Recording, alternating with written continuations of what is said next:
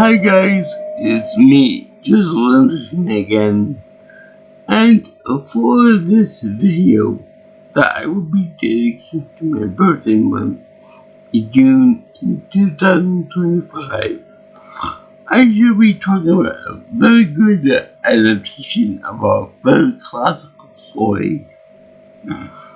In case in point, the name of the movie is Oh Brother, Where Art Thou? And it's the only actual movie that I have in my collection with the letter O as being a separate word by itself in the beginning of the title. So that in itself is like a religious thing, like oh brother, where art thou? Kind of Shakespeare, and it really does speak a little bit to the nature of the movie itself. Especially the spiritual and the religious revival of the 2003 that we see in the movie, but I'm jumping ahead myself here. So primarily, this is the movie that's like a reinterpretation of the Homer's The Odyssey, written by Homer. Whether you agree that it's written by one person or many is up to debate.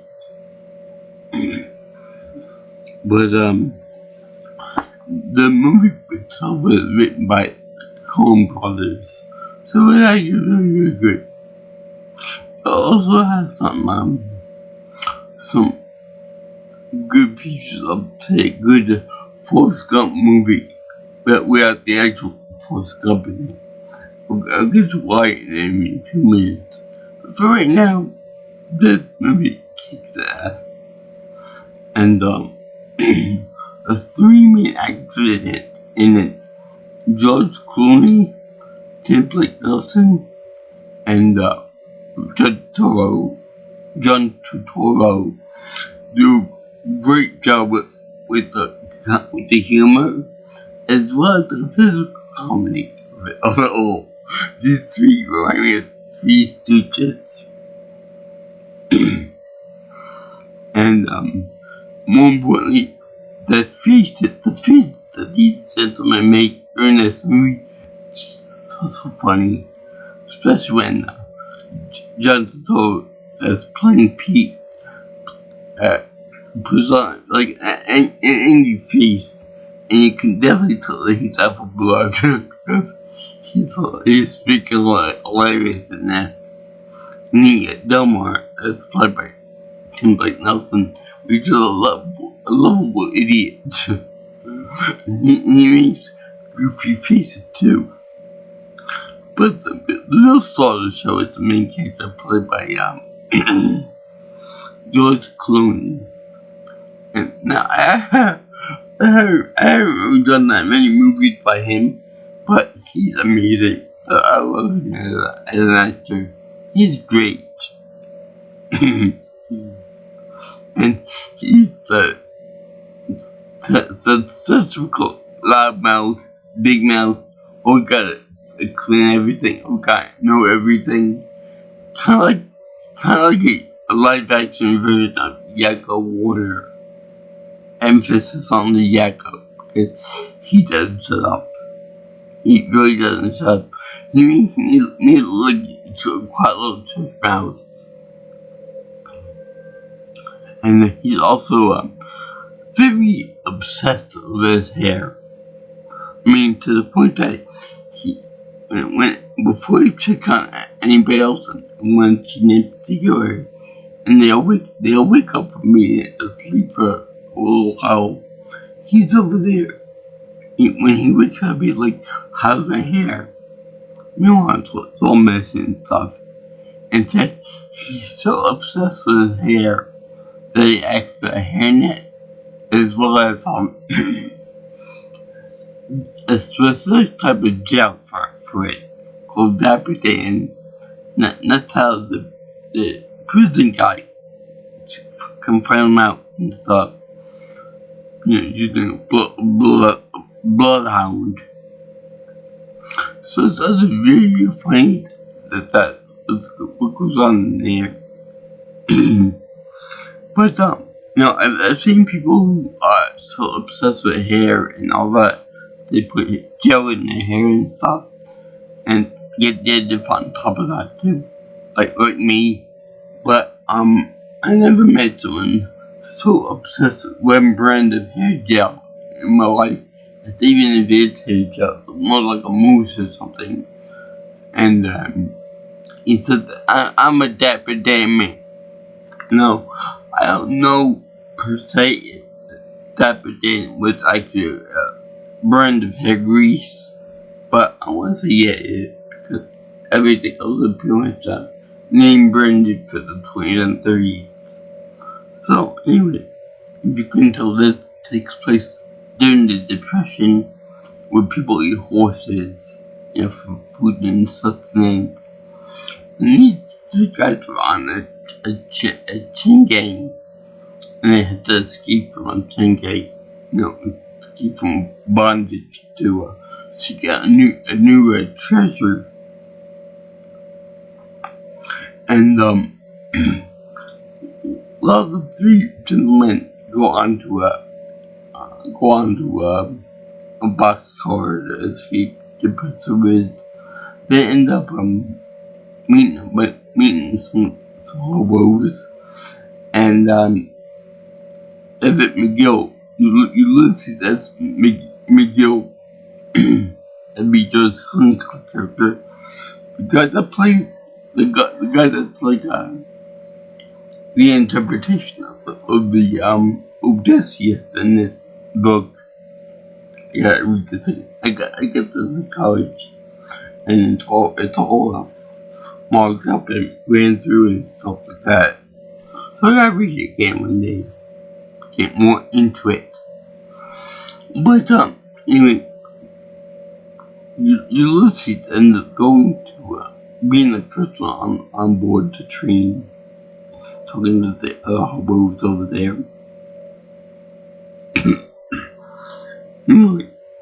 You see him trying to be a big mouth to the other guys, Hi, my name is Ulysses Grant, blah blah blah, all this other stuff. Meanwhile, you see Joe over there running his ass off trying to catch up with the train, and so he gets into the train. But then the other guy, Pete, is over there huffing and puffing, trying to get into it. And I give up, man. My inner strength is bust. So when they do it, when he falls, he drags poor Delma with him, and then from there he drags poor Ulysses with him too. It's so funny because usually George Clooney does smooth talking guy in every movie that he plays in, but in this one he's like that again, but it's in this movie more often not that smooth talking white ass, like kind of like a Bugs Bunny type character, or gets him in trouble.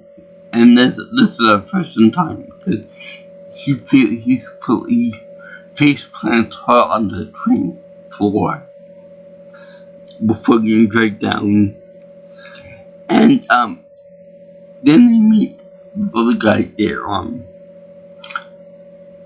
a black guy using one of the hand cartridges when you go down and up and down and up and down, go forward and stuff.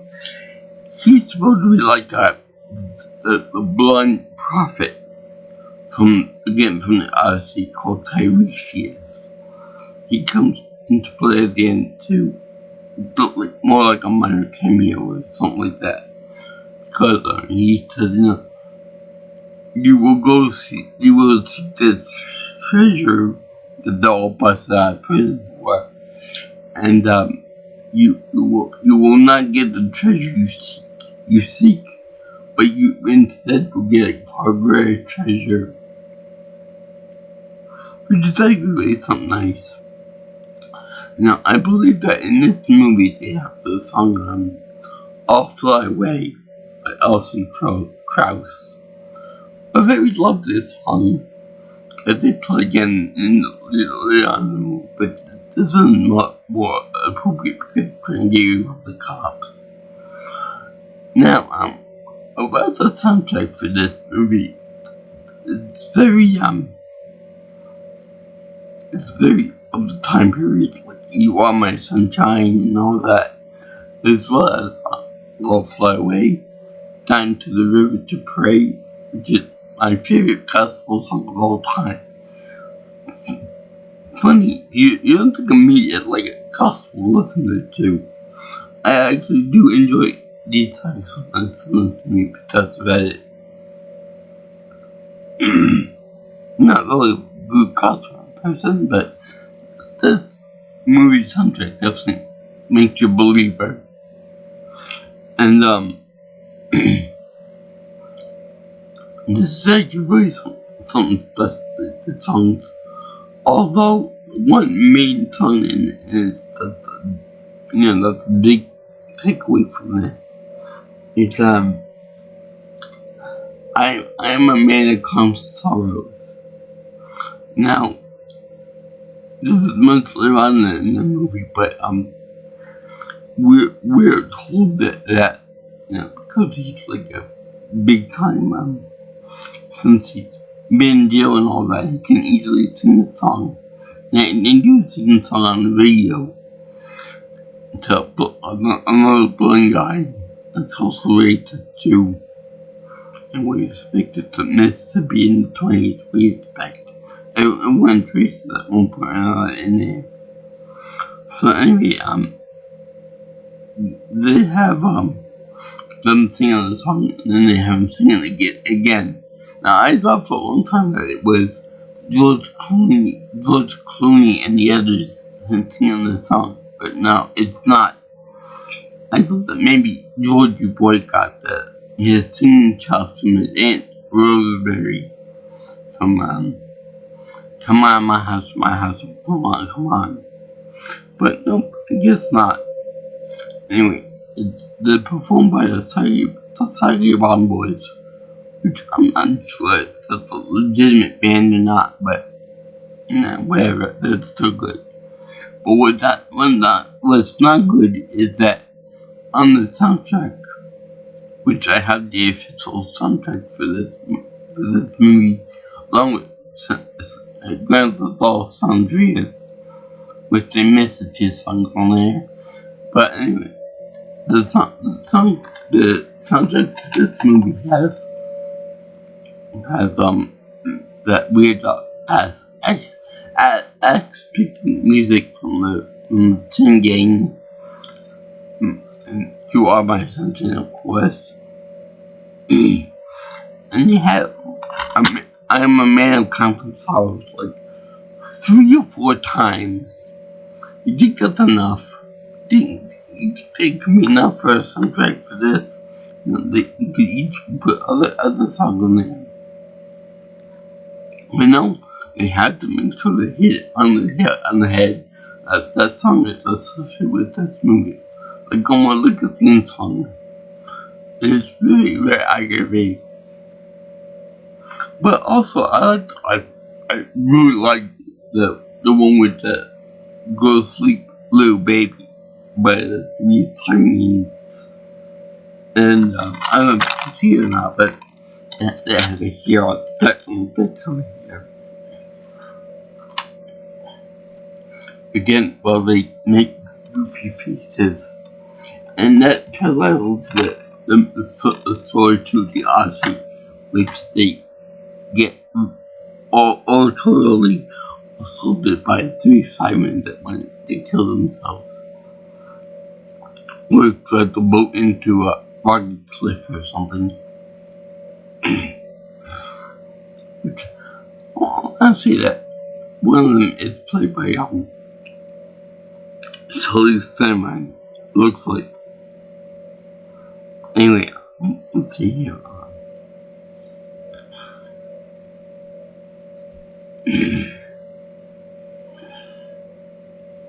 So anyway, we also have this other song called The Big Rock Candy Mountain, which they discuss like paradise where hens lay softball eggs and where there are no for handle softballs. And that's where work was invented. So I don't think it was someone's heaven, but it sounds like it. Anyway, that sounds like a direct reference to the Sugar Candy Mountain that the old crow sings about in this book, Animal Farm, which again is an allegory for heaven. Let's see what else there. There's also like a warden that goes around trying to capture these guys. And I want to say that he's related to the guy from Cool Hand Luke, in that he's got no eyes and therefore no soul. And every time you see him, you see reflected in his blood glasses, fire and brimstone, which we would associate more with the Christian devil, the Judeo-Christian devil. And yeah, but in the context of Odysseus and the like, he would be considered to be a Hades. You know, the guy from Hercules, Disney's Hercules. Which, by the way, this movie's actually made by Miramax, so I don't know that you would consider that to be Disney, but maybe not. So anyway, these guys have to try to find the treasure, and they come across some very colorful characters, quite literally in some cases, and they find out that there's like during the course of the escape, they find try to find sanctuary into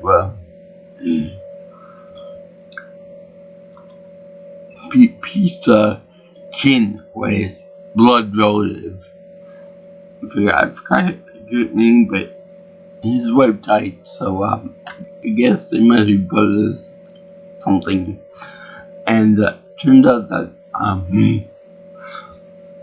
the guy ends up taking them into the house, feeding them and all that, giving them more clothes and stuff. And they try to spend the night. Unfortunately, he sold them out to the cops. And he said, I don't care if you're a king, I'm still gonna kill ya. And that's Pete. And the little kid of Pete's brother ends up rescuing by using a car from the old 20s, tried to ram out with a car from a burning bridge, from a burning barn that the cops set on fire. Talk about some excessive force to try and kill the men and bring them in. Which later on doesn't make sense, because later on Pete ends up becoming a convict again, after he only had 2 weeks left on his original sentence. Now it was increased because he broke out of jail and went in the hijinks with Everett and Delmar. I don't even know if Delmar is even a real legitimate name, but it can come out of that blow. So anyway, they go on this marriage journey, and for some reason, Delmar sees a pig from the burning building, from the burning barn, and When we even see the if in the next scene after he said, mind your paw, go home, mind your paw, even if you try to kill us. I said, go, or now we'll go. And he sent away the pig too.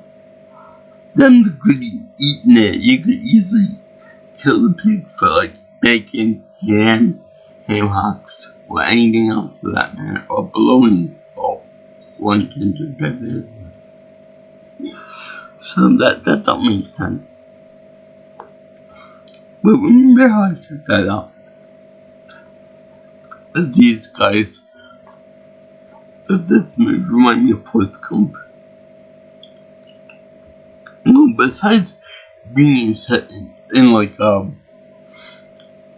Depression era Mississippi, they also come across some interesting characters that were real life people in real life, like Babyface Nelson, George Nelson, aka Babyface Nelson, and he was a live wire. He was the classic bipolar person, real happy and one thing, and the next minute he's depressive and shooting cows and making the cops going away with the cop cars and stuff. Which I don't know if that was a real thing. I don't know if real Babyface Nelson shot up a bunch of cows and made them go onto the road for blocking the cop cars. But they do in the movie probably make it seem like a real bad guy romance to society and stuff. And of course they have him rob a few banks and get real pissed off when someone calls him a baby face. I would like that. If someone come up to me and told me that I got a baby face, I'd be like, what's your number? But he gets more pissed off than Donald Trump when you call him Taco. Also, you gotta give credit to them for being authentically this movie in that some of the bills on it were $2 bills. I remember I had a $2 bill ring that my father made for me a long time ago, but it was I don't know what happened to it. It doesn't matter because $2 bills aren't valuable anymore. So they also meet other oddities in that time period. Like they get really big on radio. And I don't know if the radio personality, the blonde guy made him before, was based on a real character. I don't know if the politicians are based on real characters. I think so, but I'm not sure on that. But also they bring in the KKK, which is real polite because we all know that the KKK are evil incarnate. And I will give them credit though. In this movie, the Grandmaster, the Grand Dragon, or whatever fantasy name they call themselves, has a real good singing voice, like when you go, ooh, that kind of thing. So it's actually pretty nice. The nice voice and stuff. He's still evil as anything, but still pretty fun to listen to. And I wanted to do the KKK.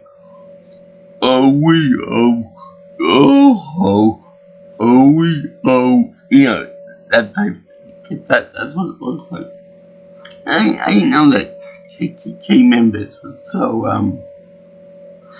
coordinated in the dance moves and the march orders and that kind of thing.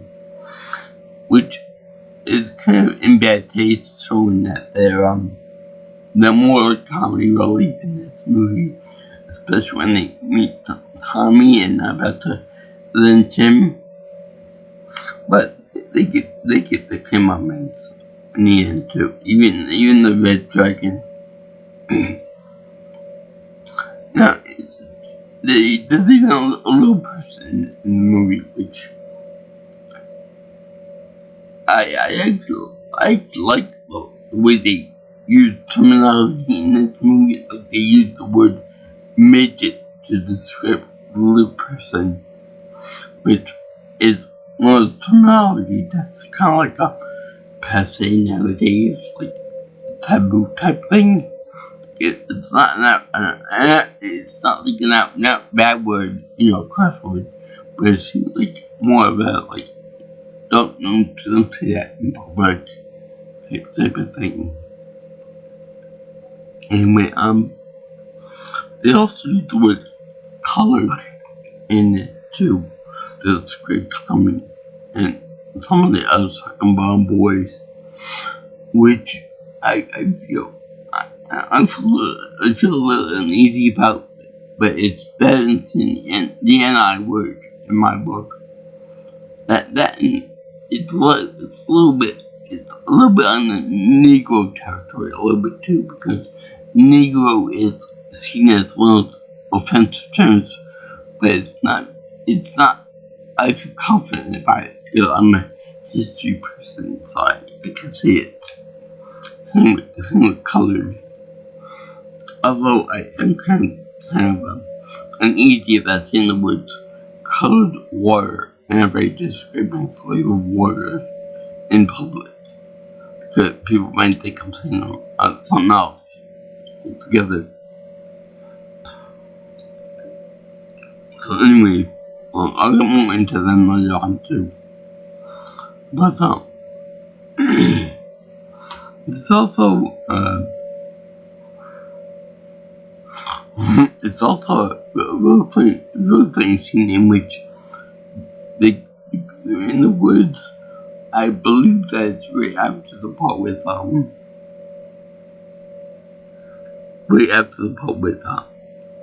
guy's brother, trying to turn him into bounty, and they're over here waiting, and all of a sudden a bunch of people in white get up, go to the river to pray and get saved and become born again Christians.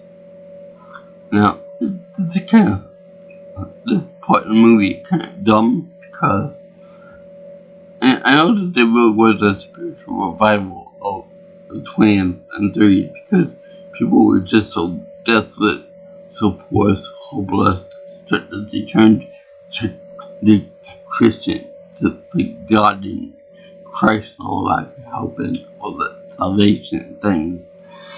But the fact that they put that in the movie here, it's important, but the way to do it is kind of stupid.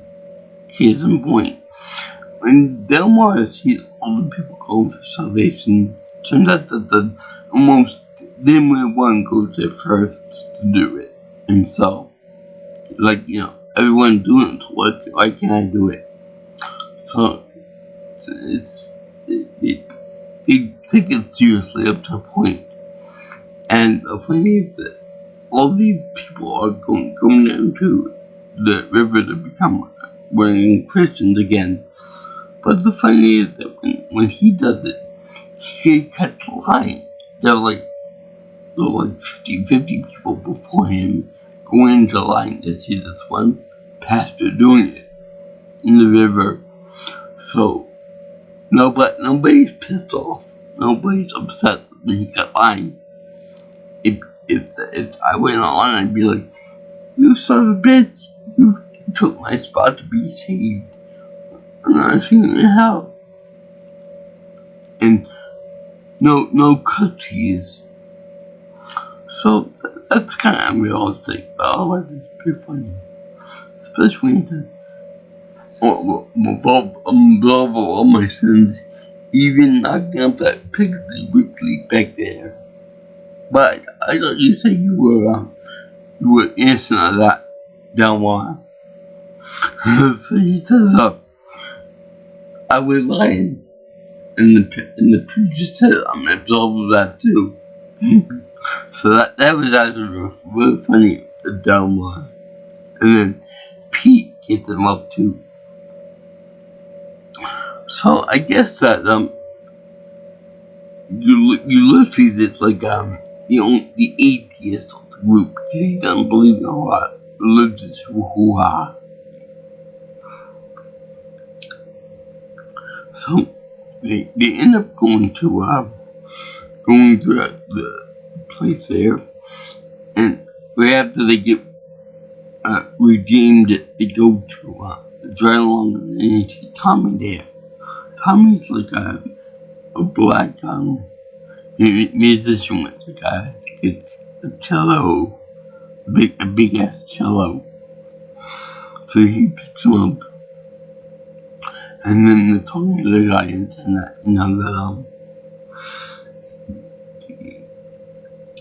the guy Tommy, I think it might have been a guitar. Anyway, he sold his soul to the devil because he wasn't using it at the time. Yeah, okay.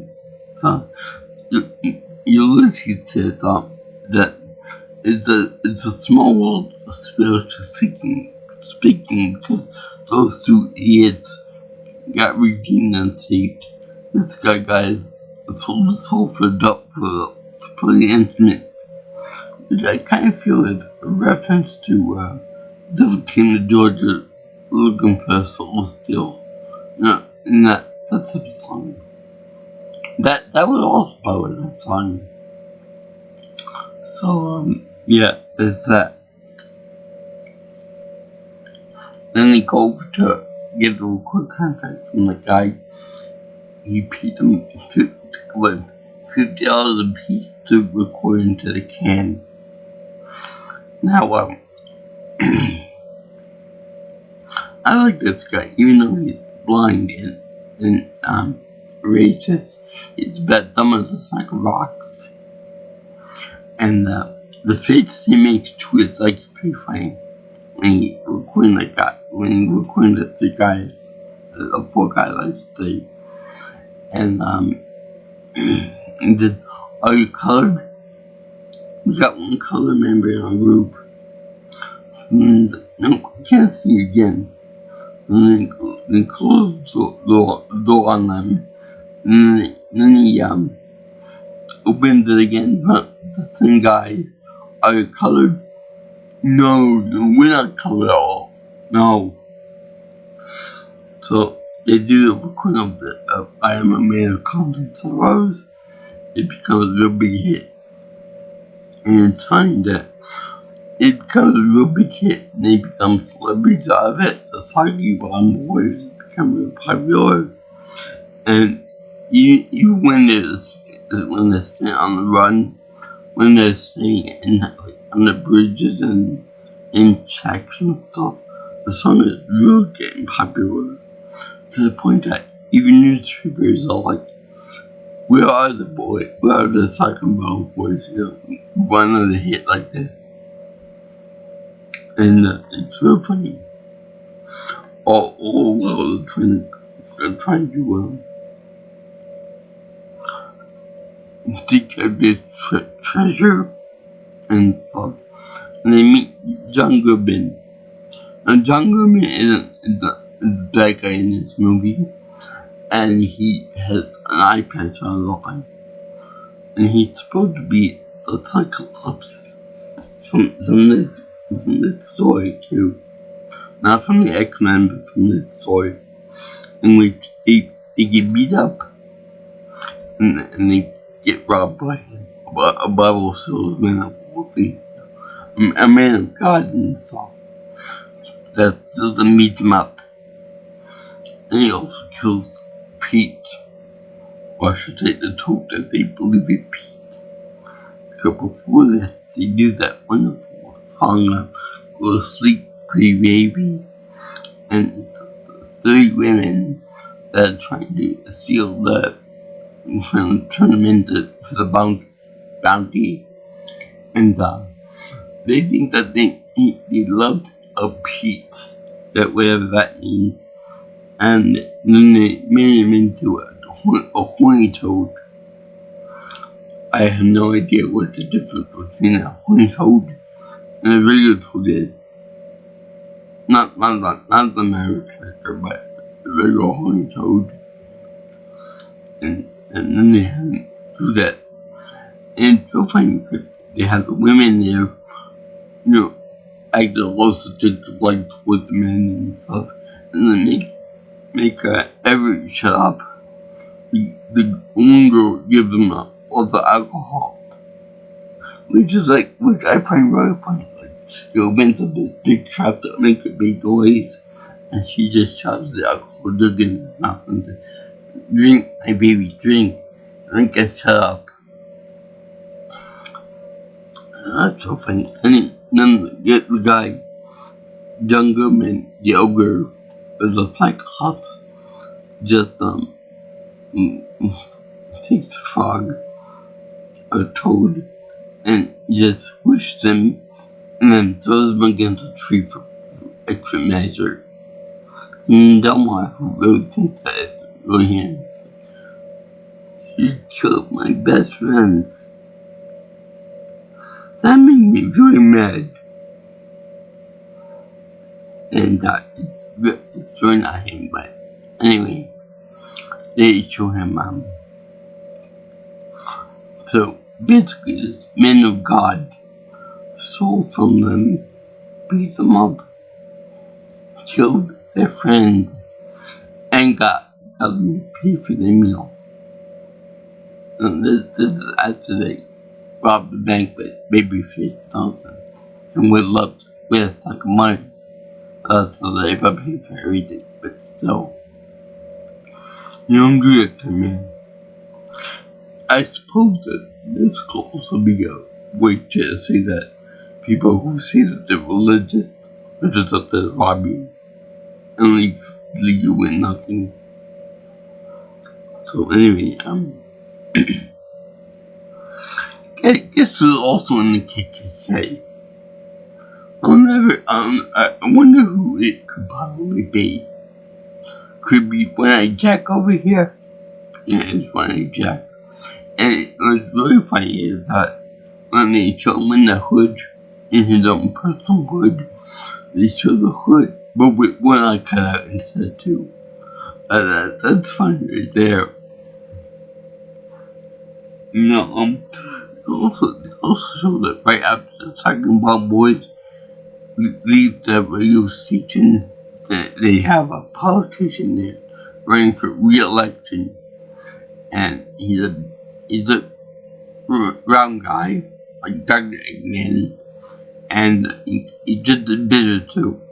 As the 10 a.m. the song 10 a.m. Eggman. So anyway, they have him. I love the words. I love this. I love that. He's abusive and bitter toward his family and toward his campaign managers and whatnot, which is very funny. It's real funny when at the end of the movie he does a little dance and says, "I'm getting behind this. I'll give Bob Boys my re-election."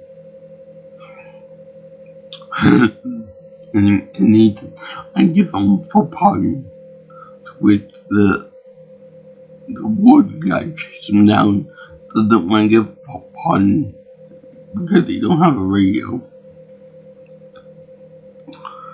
So even then, Everett decided, please God, do whatever he can to get me and my friends out of here. I'll live.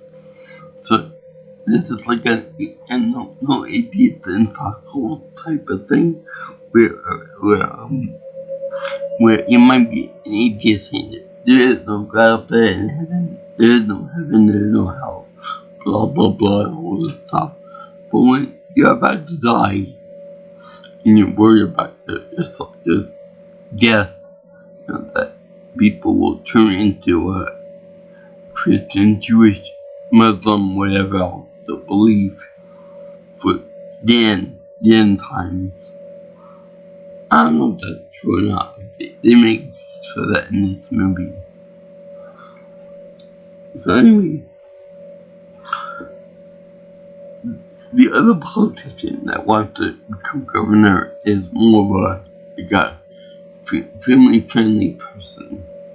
He goes around the county with like the little person sweeping up on the back of the truck, the rotating type thing. And it's funny because when you get to the radio station, the one guy that he did this little performance for had the guy sweep around. So it was either he was doing all this performance before he got that one farmer, or he just got up and did that performance just for that one farmer. Anyway, it's kind of stupid because there's nobody else there. So anyway, they do that. But it turns out that Mr. Family is the Grand Wizard of the KKK. The only guy that can wear a red robe in the whole KKK. So, this guy's demon, this black guy is a demon and all that stuff. Even though he never told him that he was. He told us all the devil itself. And it's funny that the three guys, Delma, Pete, and Everett, are all very, very dirty. To the point that they're almost in blackface, which kind of makes me go, ooh, that's nasty. Do you really want to do that? So, I think they're trying to say that the KKK is really stupid. No. Well, how could you ever say that the KKK are really stupid? I hate this movie for that. Yeah, I know they're really stupid. But anyway, they say that the guys are all colors. But they're all black, and they're trying to help out this one guy. So then they're like, but the white man at the time be very, very, how stupid can the guy possibly be? And the answer is very, very stupid. I mean, very stupid indeed. So, they have them doing this.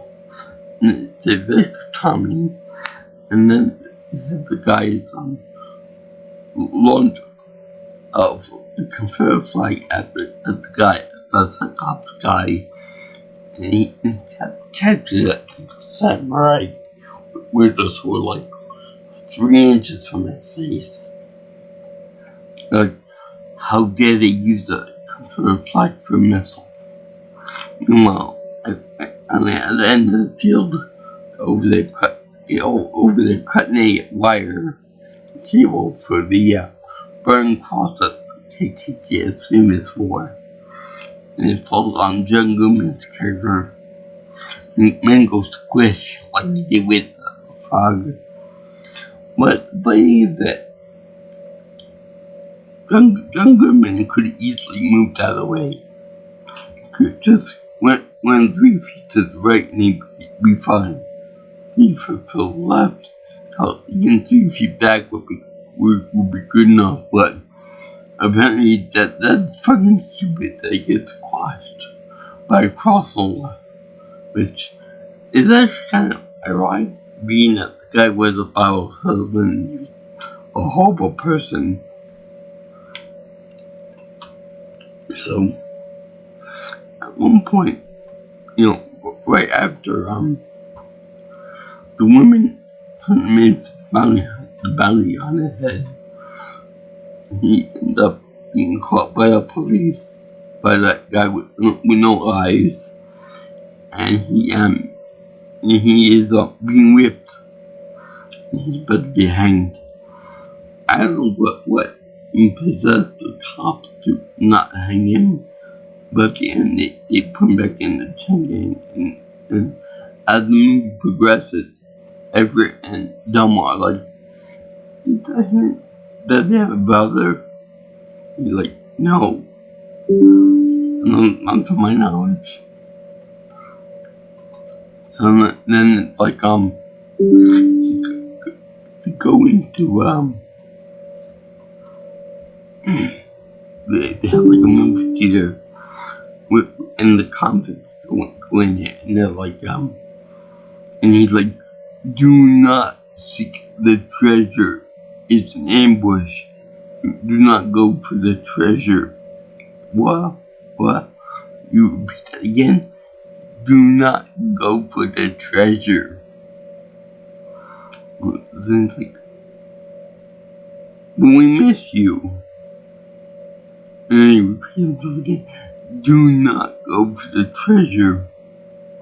I felt that this a little funny. It seems kind of weird because I don't think that they will allow convicts into a movie theater with the average population of moviegoers. I think they would bring them to a separate place for that kind of thing. Like in the Green Mile. Let's see, out there, and then they go arrest Tommy, and then they find out that doing this whole thing about trying to pick up prison and stuff wasn't for any treasure. It was to actually go stop his wife from Ulysses' wife getting married, because he's a suitor and he's bona fide. Which is a reference to this book in which there are multiple men trying to put Odysseus' wife, but only the main man can get to her himself. And anyway, it showed Ulysses confronting a man that beat his wife's new husband. And she doesn't like him, and he doesn't like each other, so they're telling each other to fix fisticuffs, and the guy looks like a lanky, tall, ugly version of Everett. So it's like, okay, I can take this guy easy, and then get his ass beaten up by this guy and then thrown out of Woolworths, which is another I feel another Forrest Gump type thing with modern businesses. Because I know that Woolworths did exist at one point. I don't know what happened to it, but it existed at one point. So then,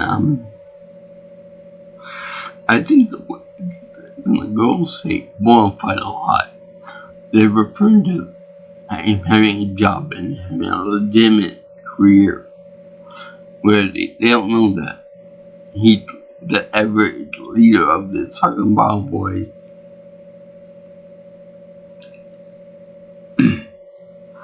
So anyway,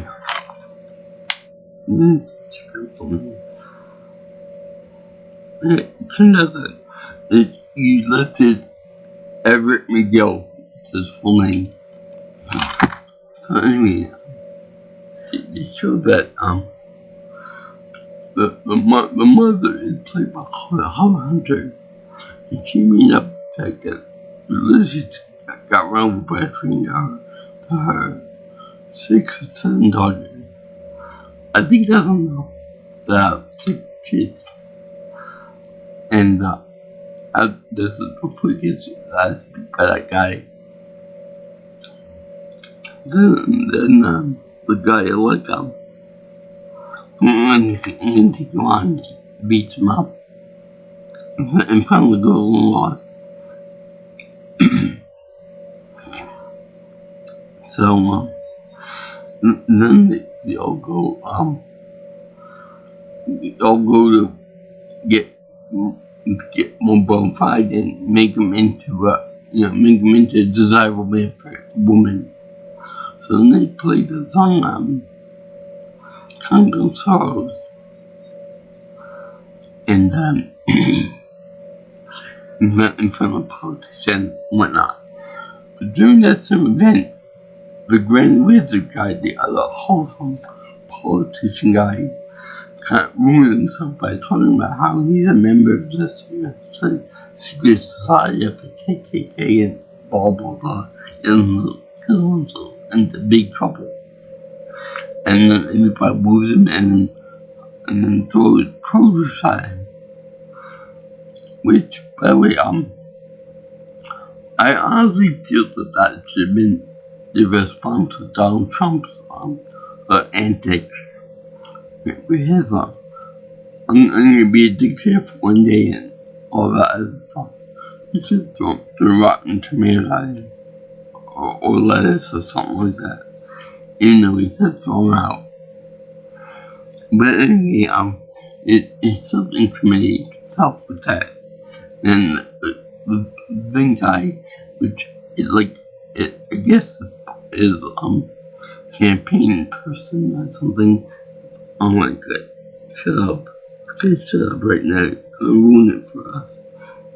You gotta win. You're gonna ruin it for us. Now, he's also got a little person there, like his assistant.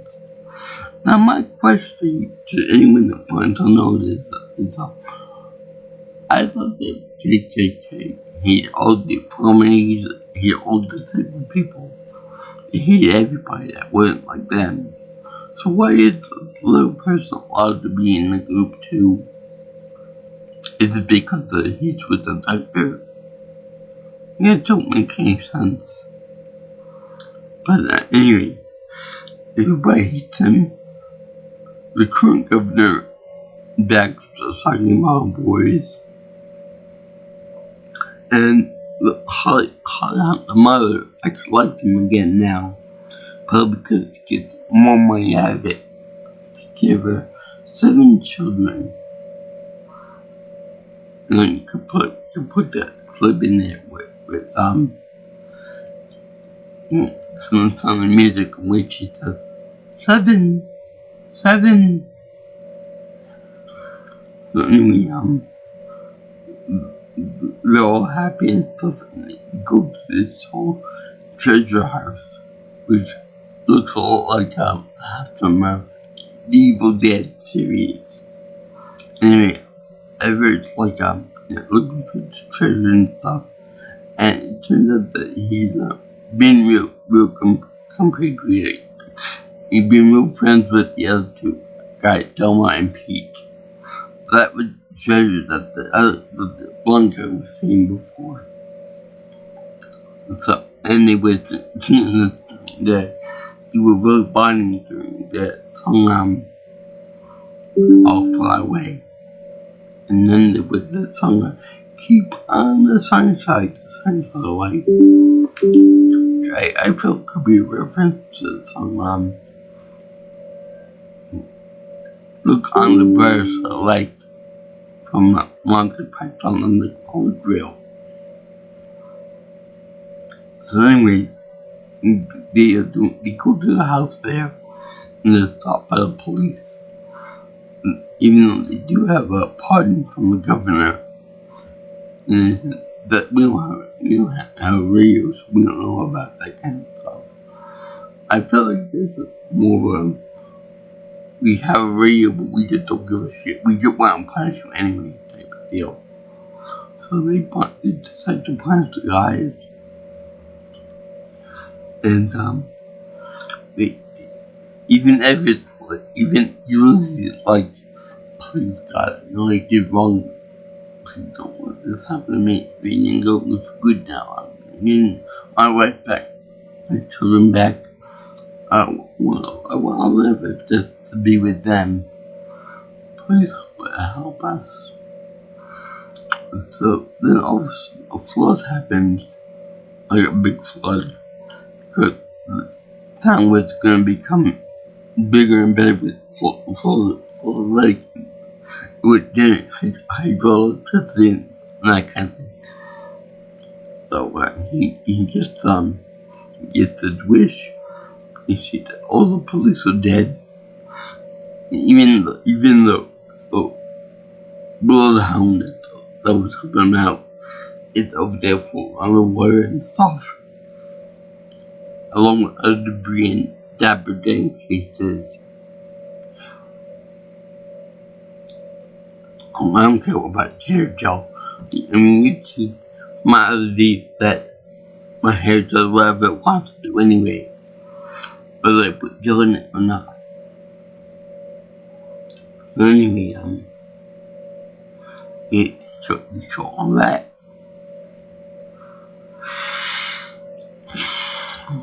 And then so the old warden over there with his glasses floating by himself with him so that he died. Which is really something funny. So they showed the three boys end up floating on top of a coffin that was meant for them. One of them, which I find really funny, that something that's meant to represent death is meant to sizzle life in this case. And then they showed Tommy over there with in the roller desk, you know, the one with the curved opening for stop, and it just happened the ring for the wife within that roller desk, and he found it. And they also have a thing where they have a cow on top of a roof, which was prophesied by the old guy in the beginning of the movie. And so, during the performance of the Man with Clouds of Sorrows again, for the 5th time, they showed the Holly Hunter, the wife, saying, I don't want you anymore. You're a dead end. So I want your delicious again, my honey. So they show him like that, and then show them together arguing about the ring, and then show the 6 kids, maybe 5 kids, crossing over a railroad tracks again, and then show the little kid, the youngest one, like almost on her own, because Holly Hunter has a baby, but she has to come with a string leash, which I feel like it's kind of stupid for children to be on a leash like that. But they pull across the railroad tracks, and the blonde guy ends up doing the same push trolley for the whole rest of the movie to the end of the credits. Which one thing I want to know is, what's that guy doing that whole thing during the whole movie? You know, by the end of the movie, after 4 days on the movie time, I'm sure that guy got me from Mississippi to New York by that time, or Alaska maybe. So anyway, I still love this movie from the Forrest Gump isms. You know, taking place in the middle of the Depression, the cover character they can meet, like George Nelson, aka Babyface Nelson, who is on the way to becoming the infamous outlaw that he is now. And when he just show him out, getting lined up for the chair, like, I'm gonna fry, yeah, I'm gonna be dead soon, yeah. So the religious revival during that time period, during the musical includes like I'll Fly Away, You Are My Sunshine, I Am a Man of Sorrows, down to the River to Pray, which is all good stuff.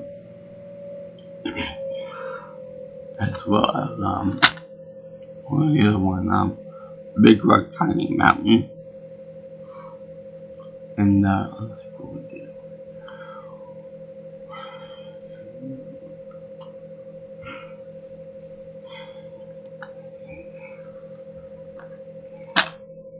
And Go to Sleep, Little Baby, It's good too.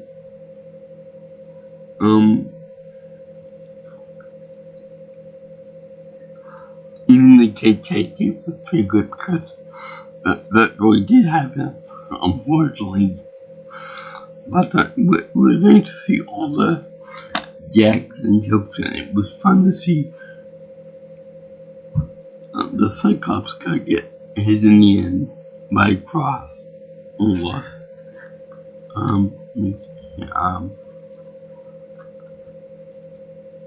Even the yodeling bit in the end of the movie was pretty fun. Let me see here what was it. Going to my tongue now.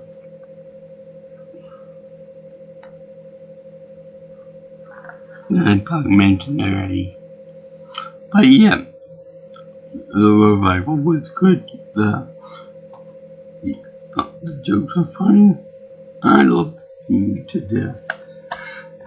Oh brother, art thou. It was nice to see them all get a part at the end of the movie.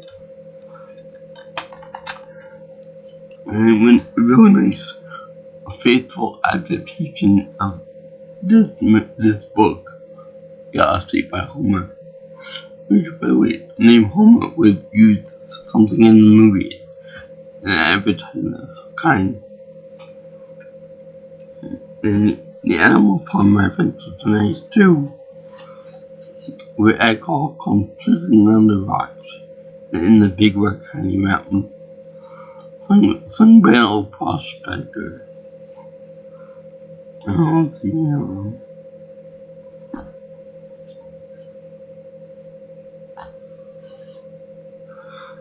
Also, the gospel songs are good, like Down to the River to Pray and I'll Fly Away. It's kind of funny that a person with cancer, terminal cancer, said something nice about the song, which is really sweet. So all people with cancer probably like the song for that reason. I know my mom would if she knew about it. Yeah. I thank you for watching my video on the movie Oh Brother, Where Art Thou? It was a good movie, very exciting, very funny, very good adaptation of the Odyssey. And I enjoy it. Thank you for watching it for my birthday month in 2025 in June. Did you get a mention? I give this movie my high reviews. So full because it's awesome and great and funny and all that. The good music. Although they repeat the funny Iron Man kind of sorrows too many times. And yeah, if you like what you see here and you want more of my videos, please like, comment, share, and subscribe to my channel.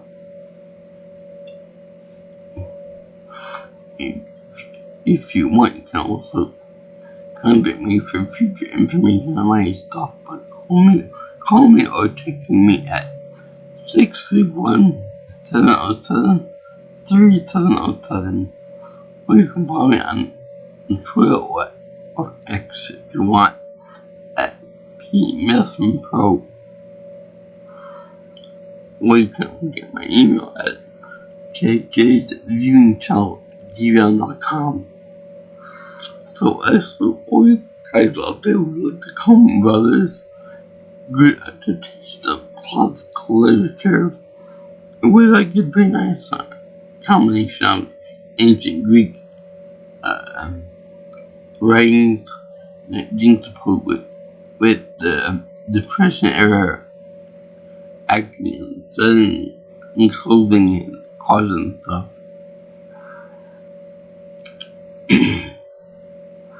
So let's see here.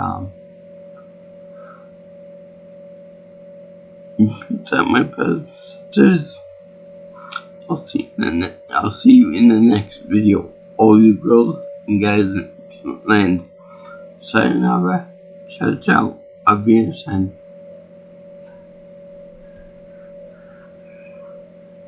Bye bye.